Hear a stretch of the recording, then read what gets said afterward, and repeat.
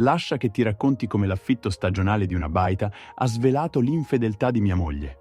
Non ti aspetti mai che il tuo matrimonio finisca a causa di un'email. Lavoro come insegnante di storia in un liceo, mentre mia moglie gestisce un piccolo negozio di fiori in centro. Siamo sposati da 9 anni, insieme da 11. Non abbiamo ancora figli, anche se ci proviamo da 2 anni. Sembrava tutto normale, fino a quando quell'email è apparsa sul nostro iPad. Grazie per aver scelto Mountain Vista Rentals per il vostro recente soggiorno in baita. All'inizio pensavo fosse spam. Erano anni che non andavamo in una baita. Ma lì c'era il nome di mia moglie, chiaro come il sole. L'email la ringraziava per aver soggiornato in una baita di lusso il weekend precedente. Lo stesso weekend in cui mi aveva detto di essere a un convegno di composizione floreale a Cincinnati. Ho fissato quell'email per quello che mi è sembrato un'eternità. La conferma mostrava solo 2 nomi nella prenotazione, il nome di mia moglie e un certo David Mitchell. Il mio stomaco si è riempito di piombo. Ho cliccato sull'email alla ricerca di altri dettagli. Il periodo di noleggio era di 3 notti, da giovedì a domenica. La baita era una di quelle romantiche fughe in montagna, con vasca idromassaggio e letto king size. Perfetta per le coppie, diceva la descrizione. Non esattamente la sistemazione ideale per un convegno di lavoro. Ho controllato il nostro estratto conto della carta di credito comune. Nessuna spesa per l'affitto della baita. Doveva aver usato una carta che non conoscevo. Ho continuato a scorrere tra le email cercando qualcosa di sospetto. Ho trovato altre conferme dalla stessa compagnia di noleggio, risalenti a mesi prima. Sempre lo stesso schema. Sempre quando diceva di essere a convegni o riunioni con fornitori. Sempre con David Mitchell come secondo ospite. Le mie mani tremavano. 9 anni di matrimonio, 11 anni insieme. E ora questo. Ho deciso di fare qualche ricerca su questo David Mitchell. Una rapida ricerca sui social ha rivelato il suo profilo. Gestiva un'azienda di forniture per ristoranti, la stessa da cui mia moglie diceva di acquistare i vasi. Fisico atletico, sorriso perfetto.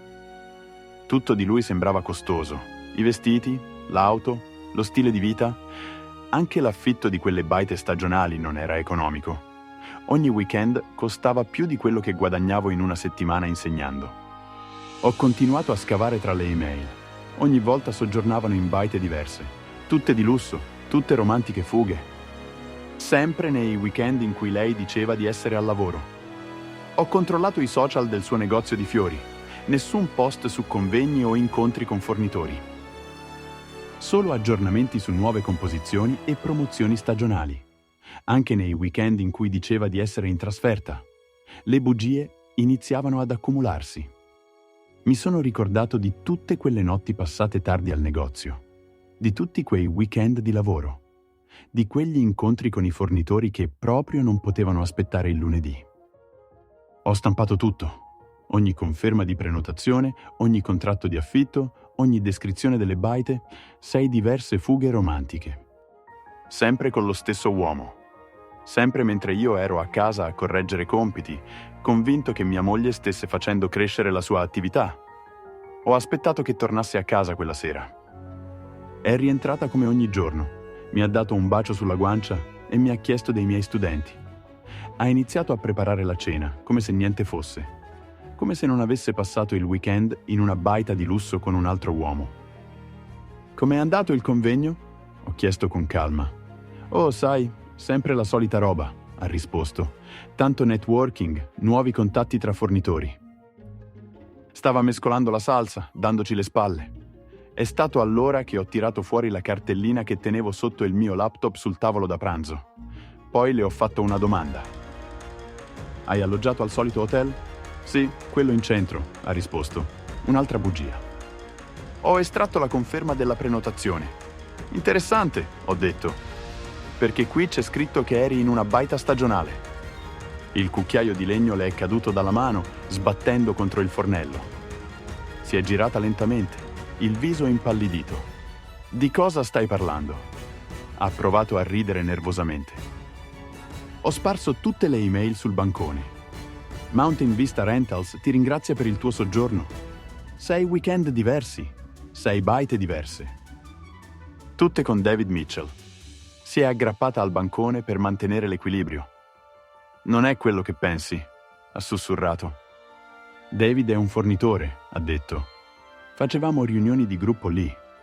Ho preso uno dei contratti di affitto. Strano tipo di riunione di gruppo, ho detto. Con solo 2 nomi sulla prenotazione, in una baita romantica, con un letto king size. Le lacrime hanno iniziato a riempirle gli occhi. Posso spiegare? Ha sussurrato.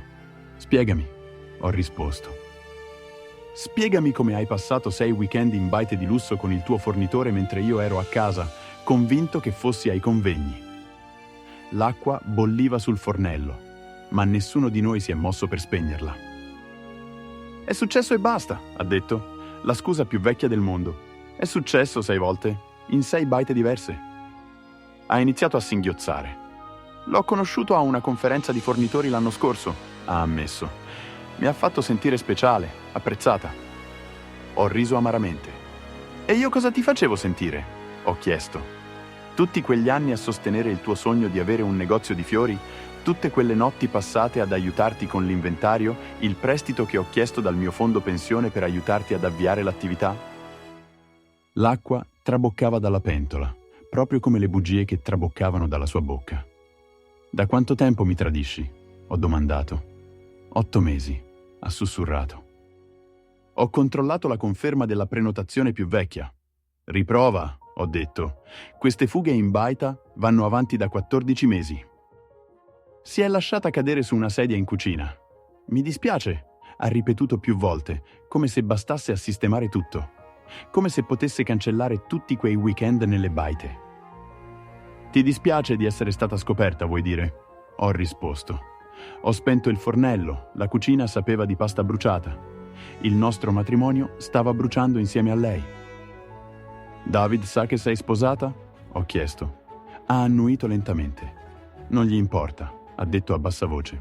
È divorziato. Beh, presto lo sarai anche tu, ho detto. La sua testa si è alzata di scatto. Ti prego, possiamo risolverla, ha supplicato. Risolvere cosa? Le bugie? Le baite? I 14 mesi di tradimento? Ho ribattuto. Ho tirato fuori il telefono e le ho mostrato gli estratti conto della carta di credito che avevo trovato. Cene in ristoranti costosi, shopping in boutique, tutto nei weekend in cui doveva essere ai convegni. Hai usato i soldi del negozio per questi weekend, vero? Ho chiesto. Il suo silenzio è stata la risposta che mi serviva. L'attività che avevo aiutato a costruire, il sogno che avevo sostenuto, aveva usato tutto per finanziare la sua relazione. L'ho guardata negli occhi. Voglio il divorzio, ho detto. No, ti prego, ha supplicato. Possiamo andare in terapia, smetterò di vederlo, venderò il negozio. Ho scosso la testa. Non hai solo tradito il nostro matrimonio, hai tradito la mia fiducia, il mio investimento nel tuo sogno. Tutte quelle fughe romantiche in baite di lusso. Le ho detto che stava usando i soldi in modo sospetto. Potrebbe sembrare strano, ho aggiunto. Usare i fondi aziendali per spese personali. È rimasta completamente immobile. Cosa vuoi dire? Ha chiesto. Ho già parlato con un avvocato, ho detto. Usare i fondi del negozio per prenotare baite segrete con il tuo amante? Sarà interessante quando verrà fuori in tribunale per il divorzio. Ha iniziato a piangere ancora più forte. Li restituirò.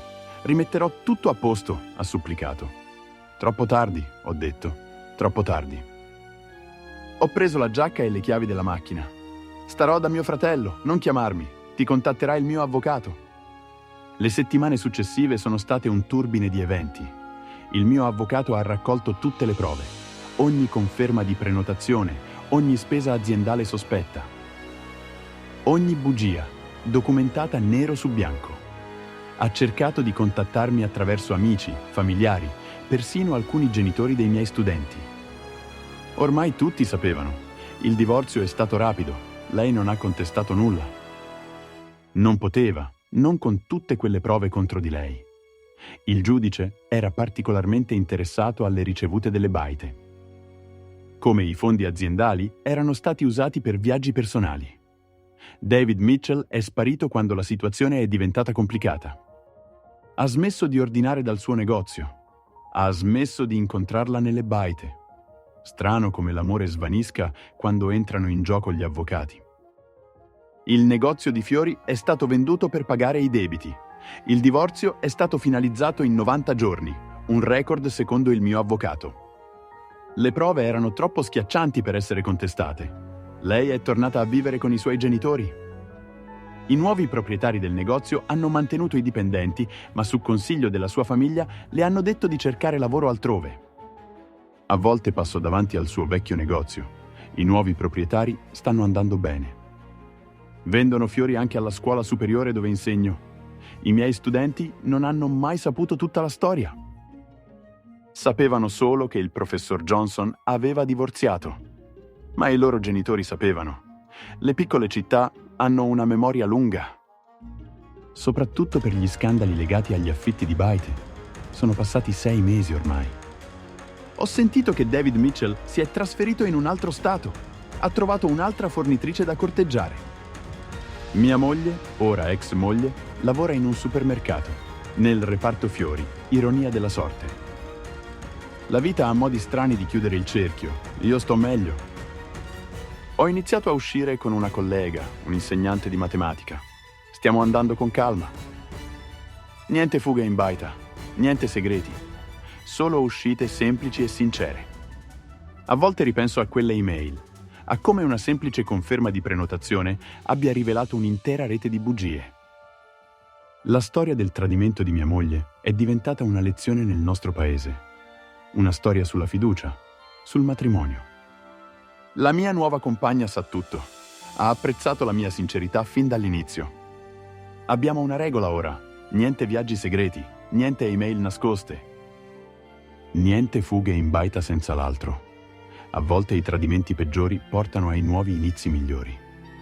È quello che mi ripeto mentre correggo i compiti in classe, dove finalmente posso concentrarmi sulla storia dei miei studenti invece che sulla storia di mia moglie. Aggiornamento. Sono passati 2 anni da quando quell'email sulle baite ha rivelato l'infedeltà di mia moglie. La vita trova sempre un modo per rimettere le cose a posto. Ricordi l'insegnante di matematica? Ci siamo sposati la scorsa primavera. So che molti hanno detto che mi sono sposato troppo in fretta, ma lei era diversa. Abbiamo fatto una cerimonia semplice, nessuna location lussuosa. Solo noi, la nostra famiglia e pochi amici. La mia ex moglie ha lasciato la città. Il lavoro al supermercato non è durato. Troppi sussurri, troppi sguardi sapienti. David Mitchell ha provato a ricontattarla. L'ho saputo tramite amici in comune. A quanto pare, la sua nuova relazione non è andata bene. Voleva rivederla in un'altra baita. Se chiedi a me, sembra solo un'altra scappatella. Lei ha rifiutato. Ha finalmente imparato la lezione, immagino. Il negozio di fiori è ancora in attività sotto la nuova gestione. Io e mia moglie abbiamo comprato una casa, più grande della precedente. Ha un giardino di cui si prende cura personalmente. Niente fughe lussuose. Solo campeggio sotto le stelle? Più sincero così. A scuola gli studenti a volte sussurrano ancora. Guardano i vecchi articoli sullo scandalo del negozio di fiori. Ma quei sussurri si stanno spegnendo, come le vecchie fotografie, come i ricordi di quelle conferme di prenotazione, come il dolore del tradimento. Ora, quando ricevo email da Mountain Vista Rentals, le cancello. Alcuni posti è meglio lasciarli nel passato. Alcuni ricordi è meglio dimenticarli. Le bugie hanno le gambe corte e prima o poi la verità viene sempre a galla. Tu cosa faresti se scoprissi un segreto così devastante? Scrivilo nei commenti. E se ti è piaciuta la storia, lascia un like e iscriviti per altre incredibili vicende.